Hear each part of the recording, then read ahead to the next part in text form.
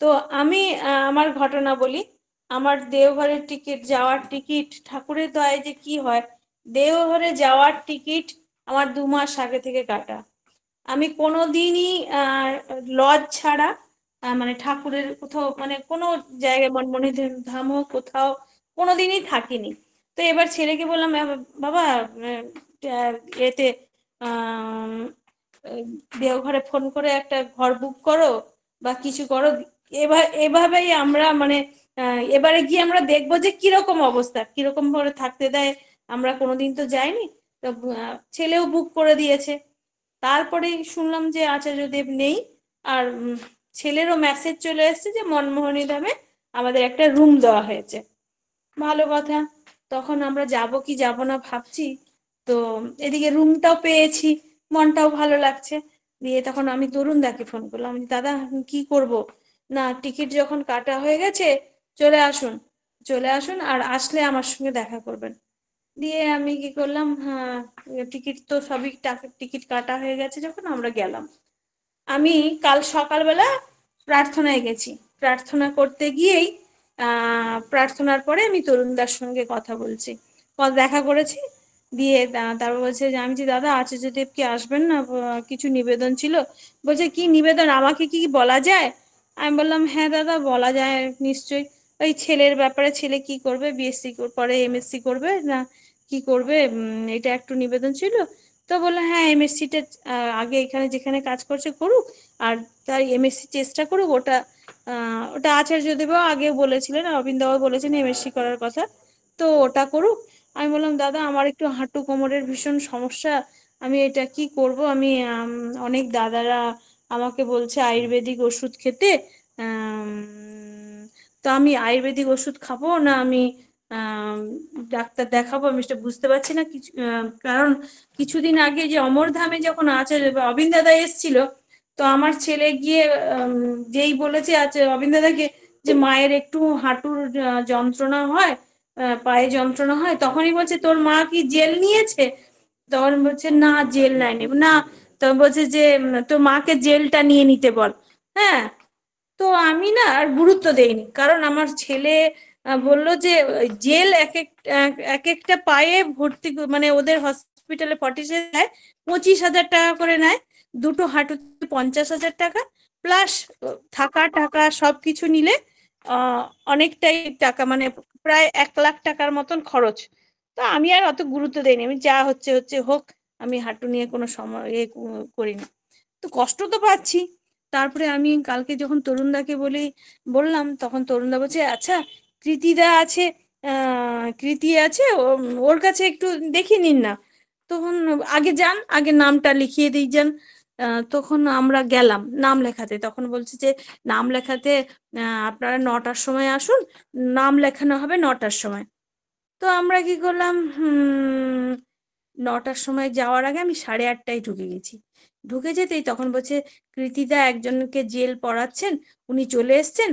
তো আপনারা গিয়ে কথা বলুন। তারপরে দেখলাম যে কৃতিদা কিছুক্ষণ পরে, 10 মিনিটও দাঁড়ায়নি, কৃতিদা বেরিয়ে যাচ্ছে। এবার আমার ছেলে বলছে, দাদা আমরা একটু আমার মায়ের জন্য এসেছিলাম, ডাক্তার দেখাবো কি বলে, তোমার মায়ের কি হয়েছে? তো আমার ছেলে, যাই হোক, ও মোবাইলে ছবি তুলে রেখেছিল, আমার হাঁটুর ছবি দুটো তুলে রেখেছিল। তো ছবি দেখেই বলছে যে, যা যা যা, এক্ষুনি জেল রেডি করতে বল, 4টা জেল রেডি করতে বল, তোর মায়ের পায়ে দেওয়া হবে। দেখুন কি ও ঠাকুরের কিরকম অবস্থা। আমি যেই টাকার জন্য আর কষ্ট হবে ভেবে আমি গেলাম না, ঠাকুরের কি দয়া, কৃতিদার সঙ্গে সঙ্গে বললো যে এক্ষুনি জেল রেডি করতে বল। আর তখন আর নামও লেখানো হয়নি, বলছে নাম পরে লেখা হবে, আগে তো রেডি করতে বল, ওইখানে যারা সিস্টার আছে তাদেরকে রেডি করতে বল। তো রেডি করা হলো। জেল জেল পড়ার মানে জেল দিলেন উনি, মাত্র 2,000 টাকা নিলেন। তারপর আমি বললাম যে, দাদা আমার কোমরের খুব সমস্যা। তখন বলছে যে এমআরআইটা করুন। এমআরআই আবার উনি একটা, ওখানে তো হয় না, এমআরআই হয় বৈদ্যনাথ ধামের কাছে, একটা প্যাথোলজির নাম বলে দিলেন। এবং সেখানে ওই এমআরআই করতে 8,500 টাকা নেয়। ওনার নাম বলতে মাত্র 3,100 টাকা নিয়েছে। এমআরআই করলাম, করার পর দেখানোর পর বলছে, না আপনার কোনো সমস্যা নেই, যেটুকু সমস্যা আছে উনি একটা কুশান এর ব্যবস্থা করে বলেছেন যে ওটাই বসলে আপনার ঠিক হয়ে যাবে। আর মাত্র 2 মাসের ওষুধ দিয়েছে, বলছে এই জেলটা কালকে পুশ করেছে, আর 3 মাসে 3 মাস অন্তর আরো মোট 3টা ডোজ। একটা ডোজ হয়েছে কালকে, আবার পরে পর 2টো ডোজ হবে 3 মাস অন্তর। দেখুন ঠাকুরের দয়া, মানে আমি যেটা ভাবিনি, আহ, যাওয়ারও ইচ্ছা ছিল না, আমাকে তরুণদা না বললে আমি যেতামও না, তার দয়ায় গেলাম। এবং যেটা হওয়ার কথা নয়, এখন আমি জেলটার কথা ভেবেও যাইনি।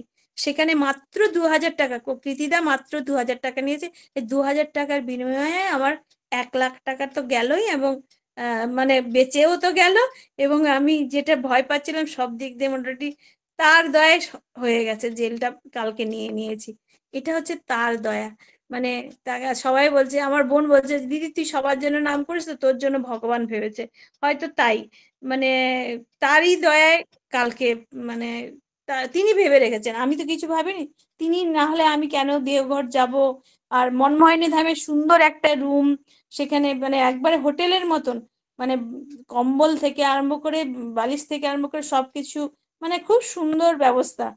3 জনের জন্য ভালো, খুব সুন্দর ব্যবস্থা, সবই তার দয়ায় পূর্ণ হয়েছে। জয়গুরু বলছি সবাইকে। জেল দিতে ব্যথা লেগেছে? ঘটনা বলা হয়েছিল 2-4 দিন আগে, গত রোববারে ঘটনাটা ঘটেছিল, তাই না শর্মিষ্ঠা মা? গত আগে রোববারেই তো। দাদা, আগে আগে আগে আগে। একটি দাদা ঠাকুরের শনিবার দয়ার, কি অশেষ রবিবার? দয়ার হ্যাঁ। একটি ঘটনা। আমাদের এক গুরু ভাই, আমার পাড়ারই, ওর নাম রাখাল, ভালো নাম সুজিত দাস, আমরা রাখাল রাখালই ডাকি। ওর স্ত্রীর নাম হচ্ছে মিষ্টু। ওরা দুজন গুয়াহাটি গেছে, ছিলাম থেকে গুয়াহাটি গেছিল। তোরা সেদিন ফিরছিল।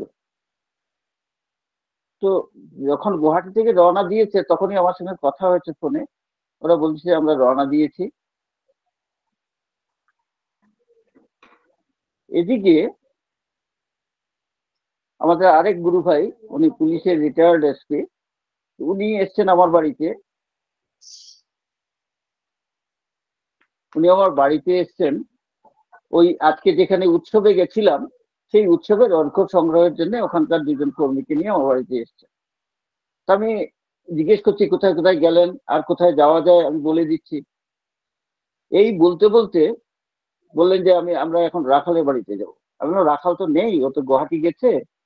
তো এক কাজ করুন তো, আপনি এক্ষুনি ফোন করুন তো কোথায় আছে জেনে নিন। যদি পাশাপাশি থাকে তাহলে চলে যান ওর বাড়িতে, কোনো ব্যাপার না। তো উনি ফোনটা করলেন। ফোন করার সঙ্গে সঙ্গে ও বলছে যে পূর্ণদা আমার গাড়িতে অ্যাক্সিডেন্ট হয়েছে। উনি কথা বলছেন ওর সঙ্গে, ওনার কথা বলতে বলতে ওনার মুখটা ফ্যাকাশে হয়ে গেছে।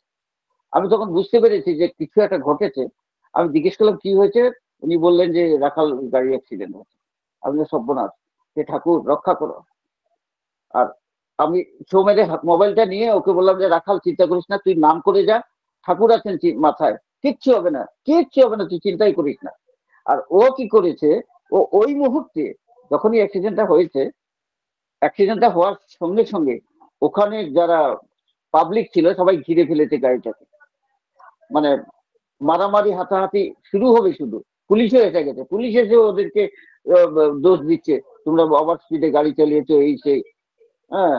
আর ওই যে জনতা যারা ছিল ওরা মানে প্রস্তুত হচ্ছে যে ওদেরকে, ওদের উপরে টর্চার করবে, ফিজিক্যাল অ্যাসাল্ট করবে, গাড়ি জ্বালিয়ে দিবে, এরকমই। ঠিক তখনইও চিন্তা করছে কাকে ফোন করা যায়, নার্ভাস হয়ে গেছে। আমরা সাধারণত এরকম পরিস্থিতিতে সবাই নার্ভাস হই। আর সাহায্যের জন্য কাকে ফোন করবো ভাবছে। আর ঠিক ওই সময়ে ফোনটা গেছে। ও বলল কুন্ডুদা, বলরাম কুন্ডুদা, রিটায়ার্ড এডিশনাল এসপি। উনি বললেন চিন্তা করবেন না, আমি শিলং থেকে ওখানকার ওই থানার অফিসারকে বলে দেবো, আপনি নিশ্চিন্ত থাকেন, কিচ্ছু হবে না। উনি সঙ্গে সঙ্গে ওই থানার ওসিকে বলে দিলেন। সঙ্গে সঙ্গে পুলিশদের রোল পাল্টে গেল। এদিকে ওই যে জনতা ওদেরকে ধরেছিল মানে মারধর করবে, পাশে রাস্তার পাশে দাঁড়ানো ওদেরই ভাষাভাষী লোক, একটা লোক প্রায় 40-45 বছর বয়স, ও এসে তখন ওই মুহূর্তে ওদেরকে সাপোর্ট দিল। বললো না না, ওদের তো কোনো দোষ নেই, দোষ তো ওই স্কুটার যে চালিয়েছিল ছেলেটা, ওরই দোষ। তোমরা ওদেরকে কেন খামখা ওদেরকে তোমরা কেন ব্লেম দিচ্ছ? এদিকে হয়েছে কি, গাড়িটা এই গাড়িটা যখন আসছিল শিলংয়ের পথে, ঠিক ওখানে ট্রাফিক পয়েন্ট ছিল। আর ট্রাফিক পয়েন্টে পৌঁছার সঙ্গে সঙ্গে ঠিক রাইট সাইড থেকে, ডান দিক থেকে একটা স্কুটার ফস করে রাস্তাটা ক্রস করতে গেছিল। সেই স্কুটারে ছিল একটি ছেলে, আর পেছনে ছিল তার একটা ছোট বোন। স্কুটারটাতে যখন লেগেছে, ও কন্ট্রোল করতে পারেনি, এত স্পিডে ছিল গাড়ি, কন্ট্রোল করতে পারেনি, স্কুটারে এসে মেরেছে গাড়িটা। মারার সঙ্গে সঙ্গে স্কুটার থেকে ওই ছেলেটি উড়ে গিয়ে বনেটের উপর পড়েছে। আর মেয়েটি 3-4 ফুট উপরে ফ্লাই করে পাশে, রাস্তার পাশে একটা অটো রিক্সা ছিল, সেই অটো রিক্সার হুডে পড়েছে। যদি রাস্তার উপরে পড়তো তাহলে স্পট ডেড হয়ে যেত। এখানে ঠাকুর রক্ষা করলেন, ছেলেটি পালিয়ে গেছে। আর এদিকে ওদেরকে ঘেরাও করছে। আর যখন ফোন গেছে থানাতে, তখন থানার পুলিশরা ওদেরকে সাপোর্ট দিল। সাপোর্ট দিয়ে তারপর কি হলো, মাত্র 5,000 টাকা ওই মেয়েটিকে ওরা যেতে দিল, নিতে চাইছিল না। এরকম ঘটনা কোনোদিন ঘটেনি। এই জায়গায় অ্যাক্সিডেন্ট হলে সাধারণত গাড়ি চালায়, ড্রাইভারকে মারে, অনেক টাকা দাবি করে। দেখুন এই যে ঠাকুরের দয়া, যে এটাকেই বলে ঠাকুরের দয়া। সেদিন এই লিঙ্কেই ওদেরকে দিয়ে আমি বলালাম, ওরা নিজের মুখে প্রকাশ করলো শর্মিষ্ঠা মায়ের কাছে। জয় গুরু, জয়। সবাই ভালো থাকবেন। জয় গুরু।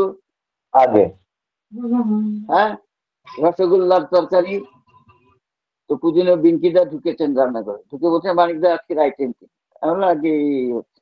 আমি একটা নতুন রেসিপি দিচ্ছি, ওটা করেন। আমি বললাম আগে কি? রসগোল্লার তরকারি করি। আমি বললাম আগে রসগোল্লার তরকারি তো আমি কোনোদিন শুনিনি, রসগোল্লা দিয়ে তরকারি হয়? তো তিনি বললেন হয়, কেন হবে না, আপনি এই করে বানান, নিশ্চয়ই হবে। বলে পাশেই বড় বৌদির রুম, ওখানে উনি ঢুকেছেন। তো বড় বৌদি জিজ্ঞেস করলেন যে তুই মানিক সঙ্গে সঙ্গে কি কথা বললি রে? বলে আগে মা জানো, আজকে না একটা নতুন রেসিপি দিয়ে এসছি মানিক সমাজ।